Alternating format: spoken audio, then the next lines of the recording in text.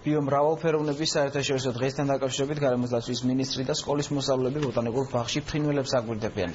წყალი და ბიომრავალფეროვნება ამ სახელწოდების პროექტში 1000-მდე მასწავლებელი და მთელი ქვეყნის მასშტაბით 20,000-მდე მოსწავლეა ჩართული.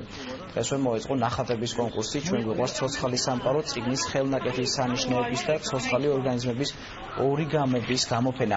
აბუნა გოგალაძემ საბუნებისმეტყველო კლუბის მოსწავლეებს სიგელები და სამახსოვრო საჩუქრები გადასცა.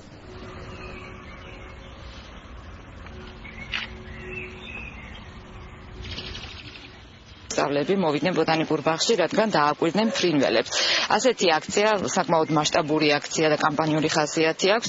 უკვე მეხუთე აღინიშნება საქართველოში, წელს ჩართული იყო 1000-მდე პედაგოგი და 20,000-ზე მეტი ბავშვის მონაწილეობით ხდება მთელი საქართველოს მასშტაბით. და მთელი აზრი ამ აქციის, ასეთი ფართომასშტაბიანი კამპანიის გახლავთ ის, რომ ბავშვები პატარა ასაკიდანვე მიეჩვიონ ბიომრავალფეროვნებაზე ფიქრს. მასწავლებელმა შეგვასწავლა აბსოლუტურად ყველა ფრინველი და ხმის და მის ფორმის და შეხედულების მიხედვით უნდა დავაკვირდეთ მათ.